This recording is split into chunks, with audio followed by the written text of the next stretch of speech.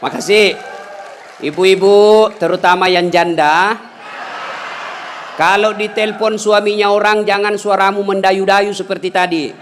Ini tadi bukan kencang, ini namanya syahdu. Suara begini yang kasih nafsu kita lagi-lagi. Assalamualaikum ibu. Waalaikumsalam. Bagaimana suaminya orang tidak tergoda? Lagi di mana ibu? Di rumah aja pak. Coba dong yang keras. Assalamualaikum. Waalaikumsalam. Lagi di mana ibu? Di rumah. Lagi ngapain? Apa kau tanya-tanya? Oh, enggak, diteleponnya lagi kau besok. Ini Waalaikumsalam. Caleda.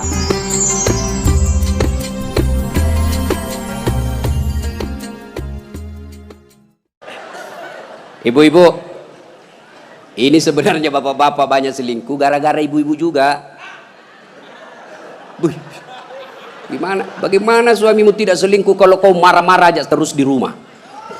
Dia kira enak jadi suami nih ibu-ibu ini. Kira enak. Di kantor kita dimarah-marahi sama pimpinan.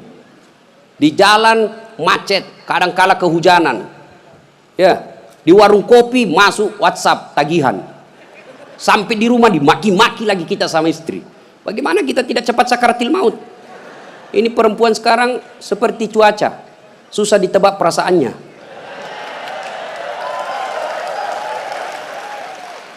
Dia kira enak laki-laki. Ibu, dengar ibu. Hui, ibu, bu, ada 4 perempuan yang menjadi penghuni api neraka. Dengar ini. Terancam ibu-ibu. 1, kata Nabi, mereka yang selalu bicara kasar sama suaminya. Apa kau anak muda, ada istrimu? Boleh marah sama suami bu, boleh. Marah manusiawi, tapi jangan memaki. Ini kalau marah, la haula wala quwwata illa billah, keluar semua kebun binatang di mulutnya. Bagaimana kita betah di rumah kalau ngomel aja kerjanya? Bu, coba dengar itu laki-laki, coba lihat itu laki-laki. Kami pikir ibu bagaimana supaya ibu bisa pakai AC di kamar. Pak, kami pikir bagaimana supaya ibu bisa pakai emas pulang kampung dihargai sama keluarga. Kami pikir bagaimana supaya kalian bisa dibelikan mobil supaya tidak hitam kulitmu. Itu dipikir sama suamimu. Maka ada jangan suka marah-marah. Takbir. Ada di sini takut sama istrinya? Ada. Berhenti kau jadi laki-laki. Ngamuk Ustaz, kalau dia ngamuk enggak apa-apa. Dia pecahkan piring satu, pecahkan satu lusin. Dia pecahkan semua. Kenapa? Piring, gelas boleh dibeli. Harga diri sebagai suami tidak boleh diinjak-injak istri. Takbir. Itulah yang takut sama istrinya. Oi bu, oi.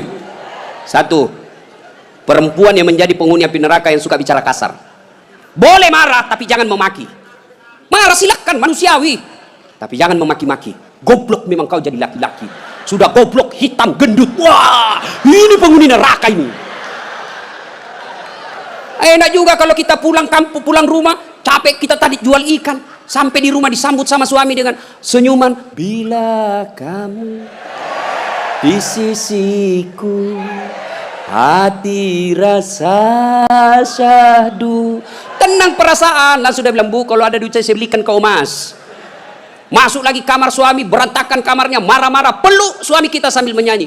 Insaflah wahai manusia, bila dirimu bernoda. Itu kan lagu-lagu ibu-ibu dulu, lagu-lagu nasihat, iya toh? Mungkin Tuhan mulai bosan melihat tingkah kita yang selalu salah dan bangga dengan dosa-dosa, atau alam mulai enggan bersahabat dengan kita. Coba kita bertanya pada rumput. Itu jadi kalau suaminya susah rezekinya, singgung dengan itu lagu. Mungkin kau banyak dosa. Itu lagunya ibu-ibu dulu. Sekarang lagunya ibu-ibu apa? Yo ayo, yo ayo, yo ay, beleng-beleng. Senamlah dia di depan kantor bupati. Ibu-ibu di depan, bajunya sempit, roknya sempit. Bapak-bapak di belakang. Ibu-ibu di depan jadi pelatih. 1, 2, bapak-bapak di belakang. 3. Bagaimana enggak beleng-beleng semua ini? Putar ke kiri. Apa lagu-lagu begitu? Coba kalau salawat kayak tadi, nyaman perasaan. Ya. Woi. Ibu. Nah, satu, boleh marah, jangan memaki. Dua, perempuan menjadi penghuni api neraka. Mereka yang membebani suaminya melebihi kemampuan suami. Suaminya gajinya cuma 4 juta, tapi gaya hidupnya 7 juta. Kayaknya banyak penderita di sini ya. Hei, ibu-ibu, kenapa kita miskin? Karena kehidupan, gaya hidup kita melebihi rezeki. Allah kasih rezeki 5 juta 1 bulan, tapi gaya hidupnya 8 juta. Akhirnya apa? Ngambil kredit, tidak bisa tenang. Coba kalau gaji kita 5 juta, gaya hidup kita 3 juta, insya Allah tenang perasaan. Kita miskin karena melebihi kemampuan kita. Maka suami kalau rezekinya 3 juta, jangan kau bebani. Ini kan tidak dibebani suaminya. Datanglah itu tukang kredit mobil. Bu, kalau ada mobil, Bu, tenang ibu. Ibu sudah tidak kehujanan. Pulang kampung nanti, ibu enak lagi. Satu keluarga, nggak perlu lagi naik PT-PT. Enak kan? Ini namanya penjual mobil. Semua enak dia cerita. Dia tidak cerita bagaimana kalau kempes bannya. Bagaimana kalau mogok mobilnya. Tidak ada cerita itu. Akhirnya apa? Usullah kepada suaminya, bang, masukin aja deh sertifikat rumah supaya kita bisa mobil. Akhirnya apa? Bulan pertama masih bisa dibayar cicilannya. Bulan kedua tidak bisa. Bulan ketiga 4 tidak bisa. Akhirnya apa? Diambil mobilnya. Sudah diambil mobilnya, diambil pula sertifikat rumahnya digadai. Mengamulah gara-gara kau yang tidak bersyukur ini. Nah, maka jangan melebihi kemampuan suami. Ibu-ibu punya siku? Punya? Hoi, punya siku? Coba gigit sikunya, Bu. Coba. Kalau ada yang bisa gigit sikunya, saya kasih hadiah. Coba, mana bisa? Nah, itulah orang yang memaksakan suaminya melebihi kemampuannya. Dan yang ketiga, kata Nabi, orang yang akan menjadi perempuan penghuni neraka, mereka yang mempertontonkan auratnya di depan lelaki. Terutama ini akhwat cewek-cewek nih. Mari kita kerjasama. Kami laki-laki jaga mata, tolong kalian perempuan jaga akhlak. Biar kami setengah mati jaga mata, kalian gentayangan di jalan, habis amal kami, bos. Pastilah dilihat, barang bagus. Dia bilang, dilihat, haram, tidak dilihat, barang bagus. Maka solak-solak kok, bos. Ya? Nah, yang keempat, orang yang akan menjadi perempuan penghuni api neraka, mereka yang tidak mendirikan sholat. Inilah perempuan memang paling banyak tidak mendirikan sholat. Kapan? Selesai haid. Haid 5 hari tambah bonus 2. Dia bilang suaminya, kenapa belum sholat sayang? Biasanya cuma 5 hari. Orang belum bersih. Masih ada sedikit-sedikit. Dia bilang suaminya, bohong. Apa bohong? Saya kasih lihat kau. Apa mau dikasih lihat? Ketawa baru kau yang begitu. Kapan lagi perempuan banyak yang sholat? Kalau ada pengantin. Mukanya dikira tembok. Coklat, biru, krim, abu-abu. Jilbabnya 3 lapis. Kuning, coklat. Jilbab sakaratil maut. Nah, ibu bapak saudara-saudara sekalian ya. Jadi orang yang menyesal di akhirat kelak, mereka yang memutuskan persaudaraan. Maka sebentar ini kalau ada tetangga kita pernah kita sakiti, minta maaf lalu kembalikan barangnya orang. Pegawai-pegawai negeri yang pernah ngambil mesin komputer di kantor, kasih kembali, bos. Ya. Dan itu kalau tidak dikembalikan, ketika kita di padang mahsyar, dipanggil kita satu-satu. Bayangkan, dari Adam sampai kiamat, kumpul berapa triliun manusia, dipanggillah kita satu-satu. Siapa dulu yang dipanggil? Nenek kita yang duluan mati? Tidak. Kakek kita yang duluan wafat? Tidak. Leluhur kita yang duluan wafat? Tidak. Lalu siapa dulu yang dipanggil? Nama-nama Islam dulu. Abdurrahman, Abdul Jabbar, Siti Fatimah, Aisyah, Mutmainnah, Das'ad Latif. Nah, itu dulu dipanggil. Cuncung. Di belakang kok, bos. Dipanggil juga tapi mondri kok, bos. Maka jangan berkata apa arti sebuah nama. Nama itu penting. Begitu pentingnya sebuah nama sehingga Nabi jelaskan ada 3 kewajiban orang tua kepada anaknya. 1 diantaranya memberi nama yang baik. Kenapa? Karena di akhirat digunakan ini nama. Nama-nama Islam dulu. Tony, Joni, Rudy, Ningsi, Nining. Dipanggil juga tapi di belakang, bos. Habib Syekh, di depan. Das'ad Latif nomor 2. Bayangkan. Dipanggillah kita. Nah, orang bilang apa arti sebuah nama? Coba bayangkan kalau tidak ada semua nama di sini. Yang paling repot caleg. Pilih saya, siapa? Anu siapa? Anu. Coba kalau ada, coba sebut nama. Orang sebut nama minimal 2 saya bisa tahu. 1, suku, 2 agamanya. Nama Margono. Nah, biasanya Jawa. Itu. Nama Ambok Dalle. Anda mungkin Cina. Masa ambok dalek Cina? Nah, pasti Bugis, ya kan? Nah, nama. Yang kedua, nama adalah doa. Ketika nama anak kita Mutmainnah, orang yang memanggilnya wahai Mutmainnah, wahai kau jiwa yang tenang, berarti orang mendoakannya. Dan di akhirat dipakai kelak. Ustadz, bagaimana saya Ustadz? Sudah terlanjur namaku Ronaldo. Karena bapakku pecinta bola. Bagaimana caranya Ustadz? Ya Islamkan. Bagaimana cara mengislamkannya? Tambah Muhammad di depannya. Muhammad Abdul Ronaldo. Nggak nyambung Ustadz, biar nggak nyambung. Yang penting selamat kok bos. Masih ingat almarhum Presiden kita Soeharto? Sebelum beliau menunaikan ibadah haji, kan namanya cuma Soeharto. Setelah menunaikan ibadah haji, Raja Fat waktu itu sadar, wah menderita nih Pak Harto nanti. Kalau tidak diislamkan, maka diislamkanlah namanya, ditambah di depannya Muhammad Soeharto. Ibu Tin juga ditambah di depannya Siti. Maka ibu-ibu yang sudah terlanjur namanya islamkan. Harus rubah KTP tidak? Yang penting misal ulang tahun. Saudara-saudara sekalian, hari ini nama saya islamkan. Yang tadinya Desi Ratnasari, saya menambah di depannya Siti Desi Ratnasari. Yang ketawa serius orang ini. Nama penting. Dan pada saat itu ketika kita dipanggil satu-satu, wajah-wajah kita di padang mahsyar tidak lagi seperti ini. Ada yang mukanya seperti ular. Kata Nabi, siapa yang muka ular? Mereka yang suka menjilat-jilat. Ini di kantor bupati banyak begini. Iya Pak, siapa. Ada juga orang itu pegawai kayak tidak punya lagi harga diri di depan bupatinya. Ya Pak, terserah Bapak. Pak. Emen lu men. Ya. Yang kedua kata Nabi, ada juga nanti yang mukanya seperti anjing. Siapa muka anjing ya Rasulullah? Beliau menjawab, mereka yang disogok dan menyogok.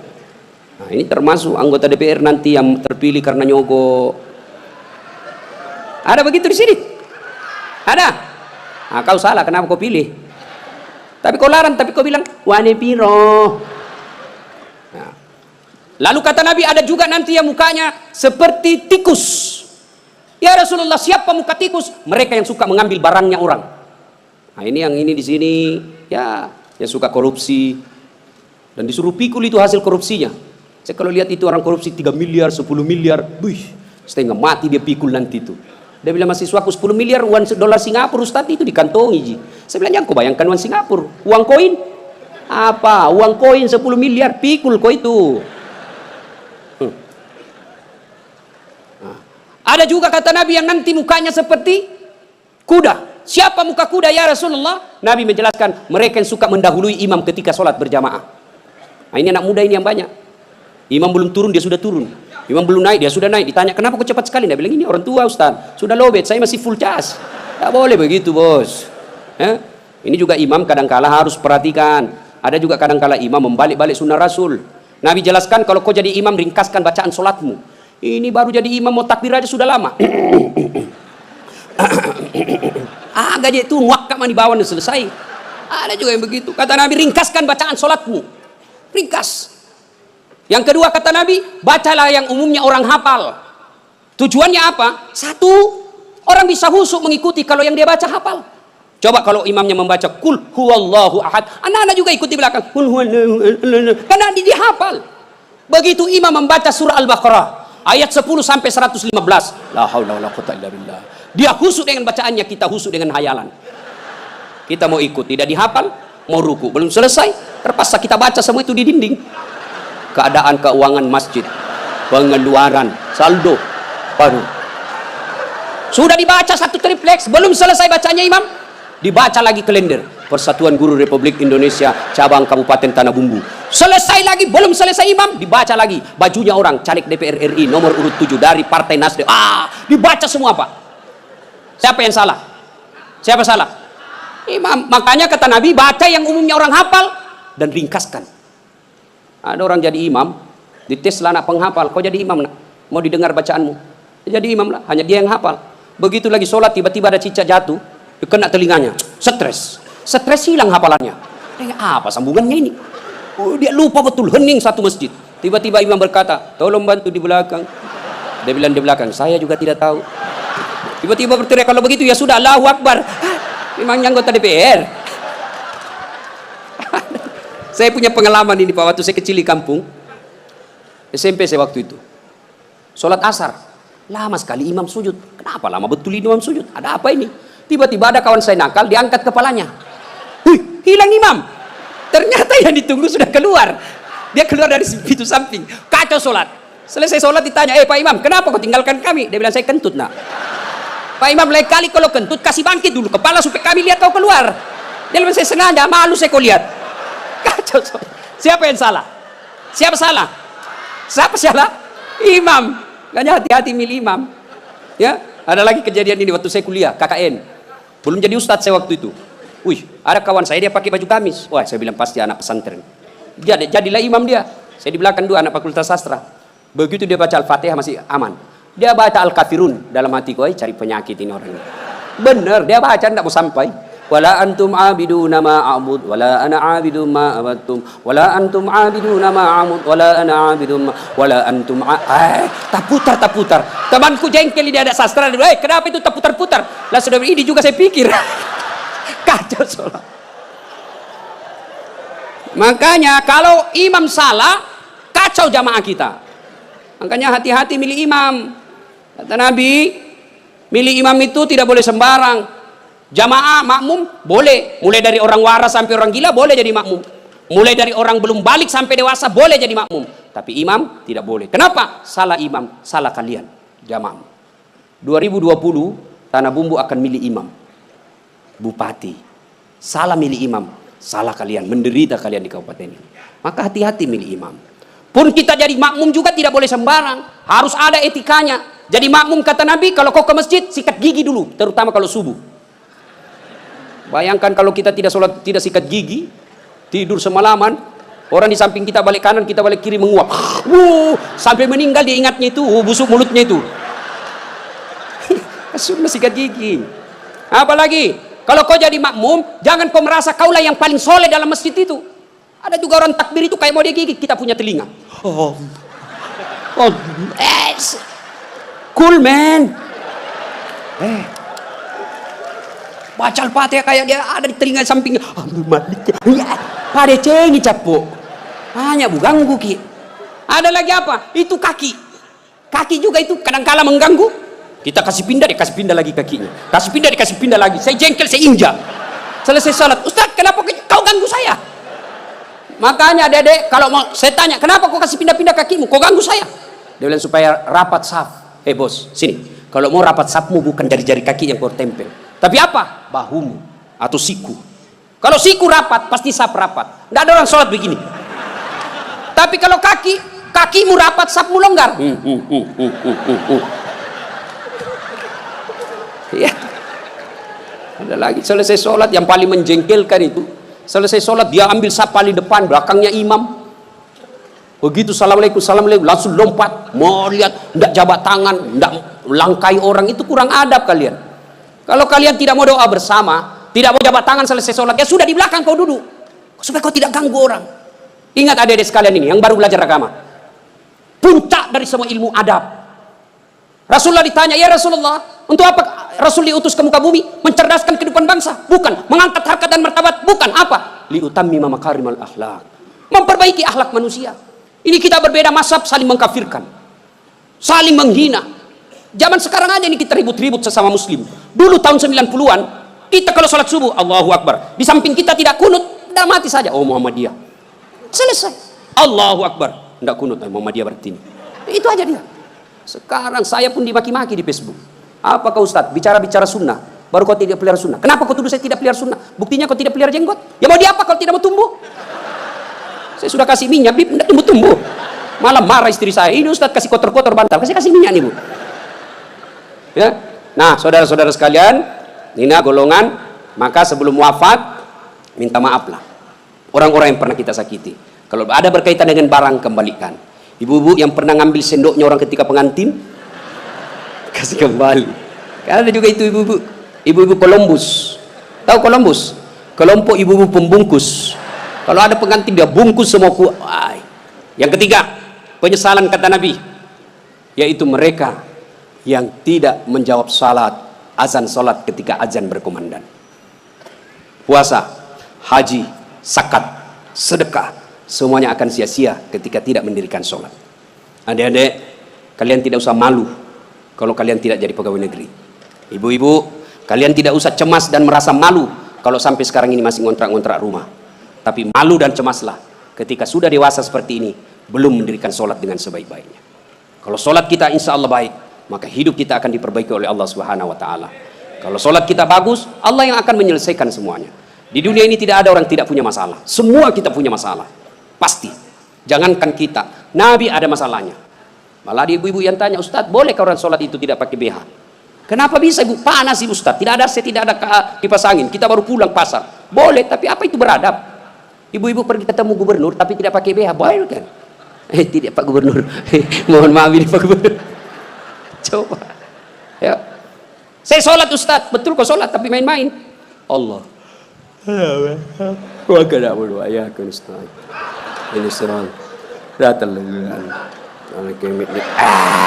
siapa ngajar sholat begitu bos? Ada juga orang sholat kayak ditiup angin. Ada lebih parah Allah. Siapa ajar kau sholat pakai keju-keju? Jadi jangan heran ketika sudah 20 tahun sholat kok masalah kita tidak bisa lepas. Salah satu sebabnya kita sholat seada-adanya. Bapak saudara-saudara sekalian, tepat tanggal 12 Rabiul Awal tahun ke-11 Hijriah, Rasulullah SAW demam.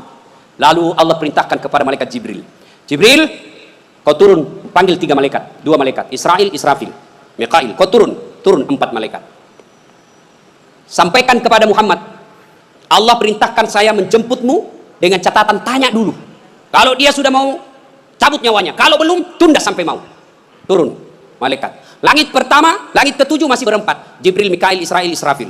Langit ke-6 sampai ke-2 masih berempat. Di langit pertama Jibril berkata, malaikat pencabut nyawa saya tidak bertugas. Kau saja yang turun jemput Nabi Muhammad. Tapi kata malaikat pencabut nyawa, tapi selama ini kamu yang ketemu, kamu kan chase-nya.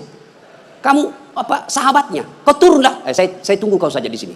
Turun malaikat pencabut nyawa. Depan rumah Nabi ketuk pintu. Assalamualaikum warahmatullahi wabarakatuh ya Rasulullah. Nabi menjawab, Waalaikumsalam warahmatullahi wabarakatuh. Fatimah buka pintu. Bah, tidak ada orang. Kata Nabi, sudah ada di samping saya. Kata malaikat pencabut nyawa, ya Muhammad, hari ini saya diperintah untuk mencabut nyawamu apabila kau mau. Menurutmu bagaimana? Kira-kira kalau Pak Cuncun ditanya ini apa jawabannya, Bos? Saya diperintah cabut nyawa. Tunggu dulu, orang belum jadi bupati. Pasti. Ustaz, dasar saya diperintah cabut nyawamu. Menurutmu bagaimana? Tunggu dulu, istri baru 1. Itu pasti mau sekali poligami tapi takut sama istrinya. Apa jawaban Nabi? Wahai malaikat, seluruh Nabi dan Rasul senior saya, setelah mereka melaksanakan tugasnya, mereka menghadap kepada Allah. Saya pun siap hari ini. Cuma ini ada yang lain. Mana Jibril? Jibril ada di atas. Kau panggil dulu deh. Ada yang saya mau tanyakan. Naik malaikat pencabut nyawa. Jibril, kau dicari sama CSU. Saya bilang memang kau ikut. Kau banyak cerita. Sudahlah, kau turun sini. Turun malaikat Jibril. Ya Jibril, kalau hari ini saya harus menghadap kepada Allah, tolong berikan saya kabar gembira. Ya Muhammad, seluruh Nabi dan Rasul haram masuk surga sebelum engkau lebih dulu di dalamnya. Alhamdulillah. Ya Muhammad, seluruh malaikat yang pernah Allah ciptakan sekarang mereka antri menunggu rohmu. Alhamdulillah. Apalagi Jibril, ya Muhammad, kalau ada dosa dan kesalahan yang pernah kau lakukan, Allah telah mengampuni dosa-dosamu. Alhamdulillah. Tapi Nabi berkata, Jibril, itu kan saya tidak cemas soal diriku. Yang aku cemaskan siapa? Tolong kasih saya berita gembira soal umatku. Kita yang dicemaskan Nabi, tolong berikan saya berita gembira. Naiklah Jibril bertanya kepada Allah, turun membawa berita. Ya Muhammad, saya dapat berita gembira dari Allah. Apa? Meskipun engkau sudah tidak berada di tengah-tengah mereka, meskipun engkau sudah tidak berada di tengah-tengah umatmu, selama umatmu berpegang kepada Quran dan Sunnah, insya Allah umatmu selamat. Nabi berkata, kalau begitu laksanakan tugasmu malaikat pencabut nyawa. Jibril mundur, mulailah dieksekusi Nabi, dicabut rohnya, meninggalkan telapak kaki, naik ke betis, naik ke paha, menggigil Rasulullah, keluar biji-biji keringat di pelipis beliau, di daki beliau keluar keringat. Lalu Jibril membalik ke belakang, dilihat oleh Nabi. Ya Jibril, kenapa kau palingkan pandanganmu? Apa kau jijik melihat saya sekarang ini? Jibril menjawab, demi Allah dan Rasulnya, saya tidak jijik melihatmu ya Muhammad, cuma saya tidak tega melihat engkau menghadapi sakaratil maut. Lalu Nabi menjelaskan, ya Jibril, andai saja Allah tidak sayang dan cinta kepadaku, maka aku akan rasakan betapa sakitnya sakaratil maut ini. Sampai naik ke atas, sampai ke tenggorokan beliau, sampai ke bibir beliau. Beliau mewasiatkan 3 perkara. Kata Nabi, yang pertama, perempuan kalian, jaga perempuan di antara kalian. Yang kedua, salatmu, jaga salat kalian. Dan yang ketiga Nabi ucapkan, ummati, ummati, ummati, umatku, umatku, umatku. Nabi tidak mencemaskan anak cucu beliau. Nabi tidak mengucapkan Fatimah anakku. Siapa yang diucapkan Nabi? Ummati, ummati. Begitu cintanya Nabi kepada kita. Nah sekarang bagaimana cinta kita kepada Nabi? Salah satu cinta kita kepada Nabi dengan hadir di majelis salawat seperti ini. Hadir di tempat ini wujud kecintaan kita kepada Rasulullah. Pada zaman Nabi tidak ada salawat rame-rame seperti ini. Kenapa? Karena beliau ada di tengah-tengah kita, di tengah-tengah umat pada saat itu. Nabi pernah bertanya kepada sahabat, saudara-saudara sekalian, Anda tahu siapa yang paling menakjubkan imannya? Menakjubkan itu mengagumkan. Kata sahabat, para malaikat ya Rasul. Nabi katakan tidak. Bagaimana mereka tidak menakjubkan imannya? Mereka ketemu Allah. Kalau begitu, para nabi dan rasulnya ya Rasulullah. Nabi katakan tidak. Bagaimana kami tidak beriman? Kami menerima wahyu, ketemu dengan malaikat. Kalau begitu ya Rasulullah, kami inilah para sahabatmu. Nabi katakan tidak. Bagaimana kalian tidak beriman? Kalian ketemu dengan saya, kalian melihat mujizat, wajar kalian beriman. Lalu sahabat berkata, kalau begitu siapa yang paling menakjubkan imannya ya Rasul? Nabi menjawab, umatku, saudara-saudaramu, setelah kita ini wafat, mereka beriman kepadaku, mereka percaya kepadaku, padahal mereka tidak pernah ketemu Allah, mereka tidak pernah ketemu malaikat, mereka tidak pernah melihat mukjizat, mereka tidak hidup di tengah-tengah saya, tapi mereka beriman kepadaku dan berselawat. Kita inilah yang hadir di tempat ini. Mudah-mudahan Allah berikan waktu dan kesempatan kepada kita untuk lebih banyak lagi mencintai Rasulullah. Salah satu di antaranya berselawat seperti ini. Ketika Allah perintah kita puasa, Allah tidak ikut menunaikan ibadah puasa. Allah perintah kita haji, Allah tidak menunaikan ibadah haji. Ketika Allah perintah kita berselawat, innallaha wa malaikatahu yusalluna 'alan nabi. Sesungguhnya Allah dan para malaikatnya berselawat kepada Rasulullah Muhammad sallallahu alaihi wasallam. Maka wahai orang-orang yang beriman, berselawatlah kalian kepada Rasulullah. Dengar, garis bawahi, yusalluna 'alan nabi, sallu alaihi wa sallimu taslima. Selawat dengan sebaik-baik selawat. Maka jangan berselawat sambil merokok, jangan berselawat sambil mengisap. Kenapa? Seluruh ulama Timur Tengah mengatakan rokok itu haram, maka rasa-rasanya tidak etis ketika Bapak menyebut nama Nabi sambil mengisap rokoknya. Mudah-mudahan ada manfaat, lebih dan kurangnya mohon dimaafkan. Terima kasih atas waktu dan kesempatan. Kemuliaan yang sangat besar saya bisa hadir di tempat ini bersama Habib Syekh dan keluarga Bapak Mardani. Mudah-mudahan diberikan rezeki yang lapang, dibahagiakan dunia sampai akhirat. Demikian. Kalau masih ada yang mau dengar ceramah saya, silakan nonton Tabligh Akbar Damai Indonesia TV One setiap hari Sabtu atau Ahad pukul 12.30 atau setengah 2 waktu Kalimantan. Cuma lama baru muncul sekali seminggu. Ada yang gampang. Gimana caranya? Ambil aplikasi YouTube, tulis nama saya Dasat Latif. Keluarlah ceramah saya yang ratus ribuan itu. Sudah nonton jangan lupa like and share. Subbreaker. Kasih begini aja, kasih begini bos. Jangan ku kasih begini. Kalau ku kasih begini dicari kau malaikat pencabut nyawa. Masa ceramah ku kasih begini? Nggak enak dilihat. Saya tidak suka, tidak suka nonton. Jangan kasih begini. Cuma cepat habis kuota karena 1 jam. Maka saya sediakan yang tidak menguras kuota namanya Chelsea. Ceramah singkat, 1 menit saja. Gimana caranya Ustaz? Follow saya di Instagram. Dasat Latif 1212. Dasat Latif 1212. Sudah ku follow Ustaz, sudah ku tidak mau putar ceramahmu. Apa masalahnya? Masalahmu kau tidak punya kuota. Demikian, mudah-mudahan ada manfaat, lebih dan kurangnya mohon dimaafkan. Nun wal kalam ya misrun, billahi fi sabilil haq. Assalamualaikum warahmatullahi wabarakatuh.